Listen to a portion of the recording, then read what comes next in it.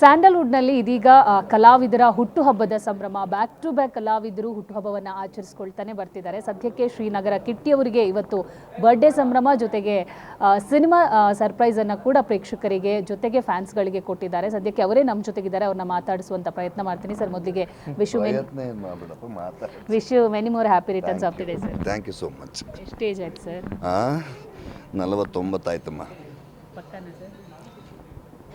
ಅಕ್ಕಪಕ್ಕ ಎಲ್ಲ ಹೇಳೋಕ್ಕಾಗತ್ತಪ್ಪ, ಆಧಾರ್ ಕಾರ್ಡ್ ಕೊಡಲ್ಲ ಸರ್. ಇವತ್ತು ನಿಮಗೆ ಸ್ಯಾಂಡಲ್ವುಡ್ನಲ್ಲಿ ಮ್ಯಾಸಿವ್ ಮ್ಯಾನ್ ಅನ್ನುವಂಥ ಒಂದು ಪಟ್ಟ ಕೊಟ್ಟಿದ್ದಾರೆ, ಬಿರುದನ್ನು ಕೊಟ್ಟಿದ್ದಾರೆ. ಎಷ್ಟು ಖುಷಿ ಆಗ್ತಿದೆ ಅಂದರೆ ಅಭಿಮಾನಿಗಳು? ಗೊತ್ತಿಲ್ಲ ಕಣಪ್ಪ, ಅವ್ನು ಕರಿಯ ಒಂದು ಡೈರೆಕ್ಟ್ರಲ್ಲಿ ಮ್ಯಾಸಿವ್ ಮ್ಯಾನ್ ಅಂತ ಯಾಕೆ ಕೊಟ್ಟ ಗೊತ್ತಿಲ್ಲ ಕಣಪ್ಪ. ಒಳ್ಳೆ ಪ್ರಯತ್ನಗಳು ಮಾಡ್ತಾಯಿದ್ದಾರೆ, ಸಿನಿಮಾಗಳು ನಡೀತದೆ, ಒಳ್ಳೇದಾಗಲಿ ಅಂತ ಹಾರೈಸ್ತೀವಿ. 3 ಸಿನಿಮಾ ಬಗ್ಗೆ ಇವತ್ತು ಒಂದು ಟೀಸರು, ಸಾಂಗ್ಸು, ಪೋಸ್ಟರ್ ರಿಲೀಸ್ ಆಯಿತು. ವೇಷಗಳು ಈಗಾಗಲೇ ಅನೌನ್ಸ್ ಆಗಿತ್ತು. ಸೊ ಅದು ಕೂಡ ವಿಭಿನ್ನ ಪ್ರಯತ್ನ. ಇಲ್ಲಿ ತನಕ ಶ್ರೀನಗರ ಕಿಟ್ಟಿಯವರು ಆ ಥರದ ಒಂದು ಪ್ರಯತ್ನಗಳು ಮಾಡಿರಲಿಲ್ಲ. ಬಟ್ ವೇಷಗಳು ಅನ್ನುವಂಥದ್ದು ಪೋಸ್ಟರ್ ರಿಲೀಸ್ ಆದಾಗಲೇ ಒಂದು ಕ್ಯೂರಿಯಾಸಿಟಿ ಇತ್ತು ಸರ್. ಅದು ಎಲ್ಲಿಗೆ ಬಂದು ನಿಂತಿದೆ ಸಿನಿಮಾ? ಈಗ ಬೆಂಗಳೂರದು ಒಂದು ಪೋರ್ಷನ್ ಶೂಟಿಂಗ್ ಕಂಪ್ಲೀಟ್ ಆಗಿದೆ, ಮತ್ತು ನಾವು ಮಧ್ಯಪ್ರದೇಶ್ ಮತ್ತು ಸವದತ್ತಿ ಎರಡೂ ಕಡೆ ಇನ್ನೊಂದು 40-45 ದಿನದ ಚಿತ್ರೀಕರಣ ಇದೆ. ಶುರು ಮಾಡ್ತೀವಿ ಇನ್ನೊಂದು 10-15 ಡೇಸ್. ನಮಗೆ ಸ್ವಲ್ಪ ಹವಾಮಾನ ಹೆಚ್ಚು ಕಡಿಮೆ ಆಯಿತು. ಈಗ ರೀಸೆಂಟಾಗಿ ಹೋಗೋಣ ಅಂದ್ಕೊಂಡು ಮಳೆ ಶುರು ಆಗ್ಬಿಡ್ತು, ಹಾಗಾಗಿ ಸ್ವಲ್ಪ ಹಿಡಿದಿದ್ವಿ. ಮತ್ತು ಇನ್ನು ಚಿತ್ರಕಥೆಯಲ್ಲಿ ಒಂದಷ್ಟು ಬದಲಾವಣೆಗಳಾಗಿದೆ. ನಿರ್ದೇಶಕರು ಪ್ರಿಪೇರ್ಡಾಗಿ ರೆಡಿ ಇದ್ದಾರೆ. ಇನ್ನೊಂದು 10 ಅಥವಾ 15 ಡೇಸಲ್ಲಿ ಹೋಗ್ತೀವಿ ಚಿತ್ರೀಕರಣ. ಸರ್, ವೇಷಗಳು ಅಂದಾಗಲೇ ನಿಮ್ಮ ವೇಷಭೂಷಣ ವಿಭಿನ್ನವಾಗಿದೆ. ಸೊ ಪ್ರಯತ್ನ ಅಂದರೆ ನಿಮ್ಮ ಮುಖದ ಹಾವಭಾವ ಆಗಿರ್ಬೋದು, ಫಿಸಿಕಲಿ ಚೇಂಜ್ ಮಾಡ್ಕೊಂಡಿದ್ದೀರಾ. ಸೊ ಹೆಂಗಿದೆ ಸರ್ ಆ ಒಂದು ಪ್ರಯತ್ನ, ಅದಕ್ಕೆ ಪಟ್ಟಂಥ ಶ್ರಮ? ಇದಕ್ಕೋಸ್ಕರ ಅಂತ 12ರಿಂದ 13 kg ವೆಯ್ಟ್ ಲಾಸ್ ಮಾಡ್ಕೊಂಡಿದ್ದೀನಿ. ಮತ್ತು ವೆಯ್ಟ್ ಗೇನ್ ಮಾಡ್ಕೊಳ್ಳೋದು ಈಸಿ, ಚೆನ್ನಾಗಿ ತಿಂದ್ಬಿಟ್ರೆ ವೆಯ್ಟ್ ಗೇನ್ ಆಗಿಬಿಡುತ್ತೆ. ಬಟ್ ಕಟ್ಡೌನ್ ಮಾಡೋದು ಭಾಳ ಕಷ್ಟ ಕಣಪ್ಪ. ಆ ನಿಟ್ಟಲ್ಲಿ ಅದಕ್ಕೋಸ್ಕರ ಅಂತಲೇ ಒಂದು 13 kg ವೆಯ್ಟ್ ಲಾಸ್ ಮಾಡ್ಕೊಂಡಿದ್ದೀನಿ. ಒಂದಷ್ಟು ಏನೋ ಪ್ರಾಕ್ಟೀಸ್ ಮಾಡ್ತಿದ್ದೀವಿ. ಅದೆಲ್ಲ ಹೇಳಿದ್ರೆ ತುಂಬ ಹೇಳಿಕೆಗೆ ಮಾತಾಡೋದಾರು ಆಗಿಬಿಡುತ್ತೆ. ತುಂಬ ಪ್ರೀತಿಯಿಂದ ಆ ಸಿನಿಮಾನ ವರ್ಕೌಟ್ ಮಾಡ್ತೀವಿ. ಲವ್ ಕೇಸ್ ಚಿತ್ರೀಕರಣ ಕಂಪ್ಲೀಟ್ ಆಯಿತು. ಈಗ ನಾಡಿದಿಂದ ಡಬ್ಬಿಂಗ್ ಶುರು ಮಾಡಬೇಕು. ಇನ್ನೊಂದು ಎರಡೂವರೆ ತಿಂಗಳಲ್ಲಿ ಲವ್ ಕೇಸ್ ಬಿಡುಗಡೆ ಆಗುತ್ತೆ. ಅದಕ್ಕಿಂತ ಮುಂಚಿತವಾಗಿಯೇ ವೇಷಗಳು ಶೂಟ್ಗೆ ಹೋಗ್ತೀವಿ. ಮದರ್ ಲವ್ ಬಗ್ಗೆ ಮಾತಾಡೋದಾದರೆ ಈ ಸಿನಿಮಾ ಎಲ್ಲಿ ತನಕ ಬಂದಿದೆ? ಈ ಸಿನಿಮಾದ ವಿಚಾರವಾಗಿ ಮದರ್ ಲವ್ ಶೂಟಿಂಗ್ ಕಂಪ್ಲೀಟ್ ಆಗಿದೆ ಅನಿಸುತ್ತೆ. ನನ್ನೊಂದು ವಿಶೇಷವಾದ ಪಾತ್ರ ಅದರಲ್ಲ ಅಷ್ಟೇ. ನಾನೇನು ಫುಲ್ ಫ್ಲೆಡ್ಜಾಗಿ ಆ ಸಿನಿಮಾದಲ್ಲಿಲ್ಲ. ನಾನು ಒಂದು ವಿಶೇಷವಾದ ಪಾತ್ರ. ಆ ಹುಡುಗರ ಪ್ರಯತ್ನ ನಂಗೆ ತುಂಬ ಇಷ್ಟ ಆಯಿತು, ಮತ್ತು ಅವರ ಅಪ್ರೋಚ್ ತುಂಬ ಚೆನ್ನಾಗಿತ್ತು. ಹೊಸದಾಗಿ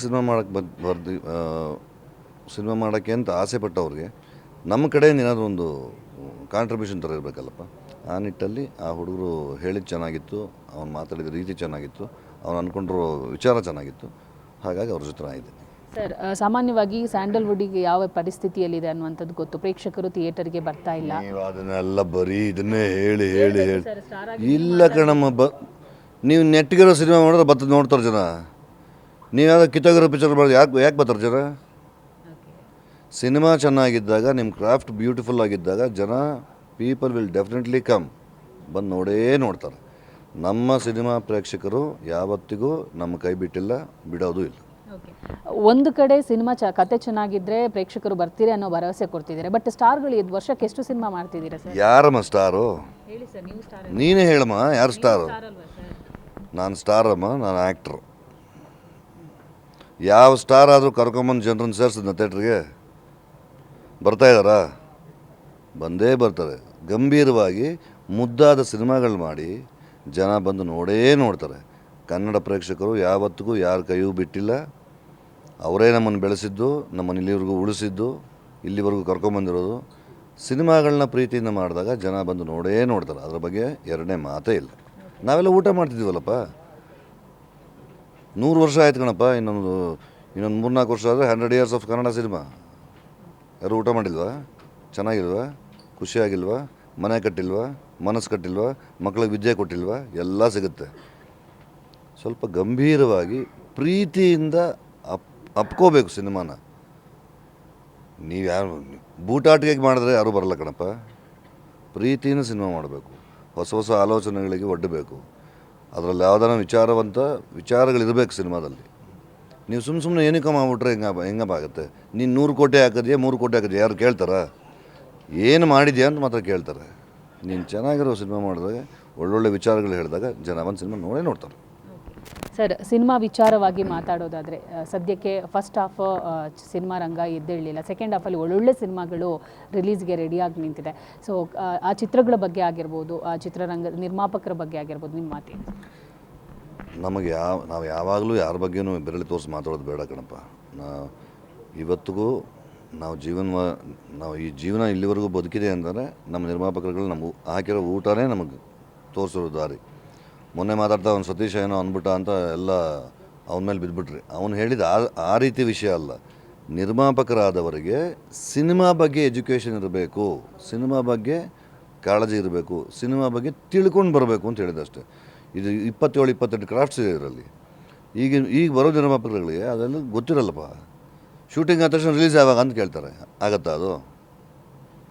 ಸಿನಿಮಾ ಕತೆ ಮಾಡಬೇಕು, ಚಿತ್ರಕಥೆ ಮಾಡಬೇಕು, ಸಂಭಾಷಣೆ ಬರೀಬೇಕು, ಸಾಹಿತ್ಯ ಆಗಬೇಕು, ಸಂಗೀತ ಆಗಬೇಕು, ಅದಾದ್ಮೇಲೆ ಈಗ ಹೊಸದಾಗಿ ಬಂದಿರೋ DI ಆಗಬೇಕು, ಎಫೆಕ್ಟ್ಸ್ ಆಗಬೇಕು, ಎಲ್ಲ ಆಗಬೇಕು. ಎಲ್ಲವನ್ನೂ ನೀವು ತಿಳ್ಕೊಂಡು ಪ್ರೀತಿಯಿಂದ ಸಿನಿಮಾ ಮಾಡೋಕ್ಕೆ ಬನ್ನಿ. ಬೇರೆ ಬೇರೆ ಯಾವುದೋ ಆಸೆಗಳು ಇಟ್ಕೊಳ್ಳಿ ಬರಬೇಡಿ.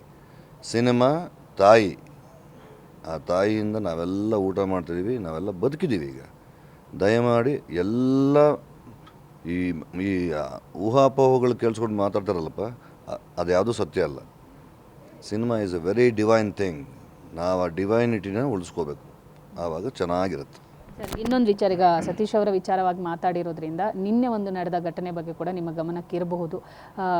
ಫ್ಯಾನ್ಸ್ಗಳೇ, ಒಬ್ಬ ಸ್ಟಾರ್ ಫ್ಯಾನ್ಸ್ಗಳೇ ಬಂದು ಗಲಾಟೆ ಮಾಡ್ತಾರೆ. ಸೊ ಇದ್ರ ಬಗ್ಗೆ ರಿಯಾಕ್ಟ್ ಮಾಡೋದಾದರೆ, ಗೊತ್ತಿಲ್ಲ ಅಂದರೆ ಸರ್, ಕರಾವಳಿ ಸಿನಿಮಾದ ಒಂದು ಪ್ರೆಸ್ ಮೀಟ್ ನಡೆಯುತ್ತೆ ಅಂತ ಸಂದರ್ಭದಲ್ಲಿ ಪ್ರಜ್ವಲ್ ಅವರ ಅಭಿಮಾನಿಗಳೇ ಬಂದು ಅವರ ಒಂದು ವಾಯ್ಸ್ ಡಬ್ಬಿಲ್ಲ ಅನ್ನುವಂಥ ಧ್ವನಿ ಎತ್ತುತ್ತಾರೆ. ಸೊ ಒಂದು ಪ್ರೋಗ್ರಾಮ್ ಮಧ್ಯೆ ಇಂತಹ ಒಂದು ಘಟನೆಗಳು ನಡೆಯೋದು ಎಷ್ಟು ಸರಿ? ಅವರಿಬ್ಬರಲ್ಲಿ ಏನು ಮನಸ್ತಾಪ ಇದೆಯೋ ನನಗೆ ಗೊತ್ತಿಲ್ಲ. ನನಗೆ ಪ್ರಜ್ಜು ಕಮ್ಯುನಿಕೇಷನ್ ಬಂದಿಲ್ಲ. ನಾನು ಮೊನ್ನೆ ಅವ್ನ ಬರ್ಡೇ ಇತ್ತು, ಅವನು ಅವತ್ತು ಫೋನ್ ಮಾಡಿದೆ, ಅವ್ನು ಫೋನ್ ತೆಗ್ದಿಲ್ಲ. ಅಲ್ಲೇನೋ ಅವ್ರದ್ದೇನೋ ಕಮ್ಯುನಿಕೇಷನ್ ಗ್ಯಾಪ್ ಇರುತ್ತೆ ಕಣಪ್ಪ. ಅದ್ರ ಬಗ್ಗೆ ಸುಮ್ಮನೆ ಕಮೆಂಟ್ ಮಾಡೋದು ಕೆಟ್ಟದಾಗಿರುತ್ತೆ. 100% ಆಗೇ ಆಗುತ್ತಪ್ಪ. ಒಬ್ಬ ಕಲಾವಿದ ಅವನ ಸಿನಿಮಾಗೆ, ಅವನ ಶರೀರಕ್ಕೆ ಅವನದೇ ಶಾರೀರ ಬೇಕಾಗಿರುತ್ತೆ. ಆ ನಿಟ್ಟಲ್ಲಿ ಏನೋ ನೋವಾಗಿರಬೇಕು, ಅಥವಾ ಹಣಕಾಸಿಂದೇನೋ ವ್ಯಾಜ್ಯ ಇರ್ಬೋದು. ಹಣಕಾಸಿನ ಬಗ್ಗೆ ಕ್ಲಾರಿಟಿ ಕೂಡ ಕೊಟ್ಟಿದ್ದಾರೆ ಪ್ರಜ್ವಲ್ ಅವರು. ನನಗೆ ಒಂದಿಷ್ಟು ಅಮೌಂಟ್ ಬರೋದು ಪೆಂಡಿಂಗ್ ಇದೆ, ಆ ಕಾರಣಕ್ಕೆ ನಾನು ಹೋಗಿಲ್ಲ, ಅಂದರೆ ಡಬ್ ಮಾಡಿಲ್ಲ ಅನ್ನುವಂಥದ್ದು. ಸೊ ಒಬ್ಬ ನಟನಾಗಿ ಅದರ ಜವಾಬ್ದಾರಿಯನ್ನು ಅಲ್ಲಪ್ಪ, ಎಲ್ಲರೂ ಒಂದೇ ಥರ ಇರಲ್ಲ ಕಣಪ್ಪ. ಈಗ ನಾನು ಪ್ರಜ್ಜುನ ಇದಕ್ಕೆ ಮುಂಚೆ ಮಾಡಿದ ಸಿನಿಮಾದಲ್ಲಿ ಆ ನಿರ್ಮಾಪಕನಿಗೆ ತೊಂದರೆ ಆದಾಗ ಅವನೇ ದುಡ್ಡು ಕೊಟ್ಟಿರೋದು ನನಗೆ ಗೊತ್ತು.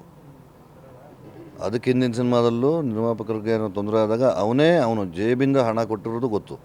ಇಲ್ಲೇನಕ್ಕೆ ಈ ಡಿಫ್ರೆನ್ಸ್ ಆಯಿತು ಅಂತ ಗೊತ್ತಿಲ್ಲ ನನಗೆ. ನಾನು ಅವನ ಹತ್ರ ಮಾತಾಡ್ಬಿಟ್ಟು ಆಮೇಲೆ ರಿಪ್ಲೈ ಮಾಡ್ತೀನಿ. ಸರ್, ಬರ್ಡೇ ಸೆಲೆಬ್ರೇಷನ್ ಫ್ಯಾಮಿಲಿ ಜೊತೆ ನೀನು ಕೇಕ್ ಎಲ್ಲ ಕಟ್ ಮಾಡಿದ್ರಿ, ನೋಡಿ ಸೋಷಿಯಲ್ ಮೀಡಿಯಾದಲ್ಲಿ ಹರಿದಾಡಿತ್ತು. ಏನು ಗಿಫ್ಟ್ ಕೊಟ್ಟರು ಸರ್? ಅವಳೇ ನನಗೆ ಗಿಫ್ಟ್ ಕಣಪ್ಪ. ಅವಳಿಗಿಂತ ಗಿಫ್ಟ್ ಬೇಕಾ? ನನ್ನ ಬದುಕಿನ ಬಂಗಾರ ಅವಳು. ಅವಳ ಒಂದು ನಗು, ನಾವಿಬ್ಬರು ಸೇರ್ಕೊಂಡು ಮಾಡಿರೋ ಒಂದು ಮಗು ಸಾಕು. ಸರ್, ಕೊನೆಯದಾಗಿ ನಿಮ್ಮ ಅಭಿಮಾನಿಗಳಿಗೆ ಏನು ಹೇಳಕ್ಕೆ ಇಷ್ಟಪಡ್ತೀರಿ ಈ ಮೂಲಕ? ಪ್ರೀತಿಯಿಂದ ಬಾಳಿ, ಸುಖವಾಗಿ ಬಾಳಿ, ಸೌಹಾರ್ದತೆ ಮನಸ್ಸಲ್ಲಿರಲಿ, ಯಾರಿಗೂ ಮೋಸ ಮಾಡಬೇಡಿ, ಖುಷಿಯಾಗಿರಿ. ನೋಡಿದ್ರಲ್ಲ ವೀಕ್ಷಕರೇ, ಶ್ರೀನಗರ ಕಿಟ್ಟಿಯವರು ತಮ್ಮ ಹುಟ್ಟುಹಬ್ಬದಂದು ಒಂದಿಷ್ಟು ವಿಚಾರಗಳನ್ನು ಹೇಳ್ಕೊಂಡಿದ್ದಾರೆ. ಅವರ ಸಿನಿಮಾ ವಿಚಾರ ಆಗಿರ್ಬೋದು, ಸದ್ಯಕ್ಕೆ ಸ್ಯಾಂಡಲ್ವುಡ್ಡಲ್ಲಿ ಏನು ನಡೀತಾ ಇದೆ ಅನ್ನುವಂಥ ಪ್ರಸ್ತುತ ವಿಚಾರಗಳನ್ನು ತೆರೆದಿಟ್ಟಿದ್ದಾರೆ. ಕ್ಯಾಮರಾ ಪರ್ಸನ್ ಪ್ರಶಾಂತ್ ಜೊತೆ ದೀಪಿಕಾ, ಪವರ್ ಟಿವಿ, ಬೆಂಗಳೂರು.